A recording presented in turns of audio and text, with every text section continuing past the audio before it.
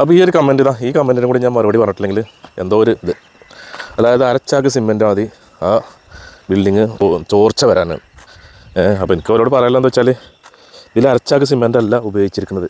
ഇത് ഏതാണ്ട് അടിഭാഗം 1228 സ്ക്വയർ ഫീറ്റാണ് മൊത്തം വരുന്നത്. അപ്പോൾ അതിൽ അവിടെ ഇത് ഓപ്പൺ ടെറസ് ഒഴിവാണ്, അതേപോലെ ഇവിടെ ഇതും ഒഴിവാണ്. അല്ലാതെ ഇത്രയും ഏരിയ വാർക്കാൻ വേണ്ടിയിട്ട്, അതടക്കം വാർക്കാൻ വേണ്ടി എനിക്ക് ഏതാണ്ട് 90 ചാക്ക് സിമെൻറ്റാണ് വന്നിട്ടുള്ളത്. ആ 90 ചാക്കിന്ന് അരച്ചാക്ക് പോയാൽ ഇത്ര വലിയ പ്രശ്നമായിട്ട് കരുതേണ്ട ആവശ്യമുണ്ടോ? പലപ്പോഴും പല കമൻറ്റും പറയുന്നുണ്ട്, വെള്ളം ഒലിച്ച് പോകാൻ പാടില്ല, സിമെൻറ്റും അതായി നിൽക്കേണ്ടതാണ്. ഈ വെള്ളം ഒലിച്ച് പോകാതെ ഇത് എങ്ങനെ ഇത് ഉണങ്ങി കിട്ടുക? എന്തായാലും ഇതിൽ വെള്ളം പതുക്കെ കൂടുതലാവുന്നത് പതിയെ ഇതായി വരുമ്പോഴല്ല അത് ഉണങ്ങി വരുന്നത്. ഏതായാലും പല ആൾക്കാരും പല കമൻറ്റുകളാണ്. അപ്പോൾ ഈ ഒരു കമൻറ്റിന് എനിക്ക് മറുപടി പറയണമെന്ന് തോന്നി. ഏതാണ്ട് 90 ചാക്ക് സിമെൻറ്റ് ഞാൻ ഇതിന് ഉപയോഗിച്ചിട്ടുണ്ട്, ഈ വാർപ്പ്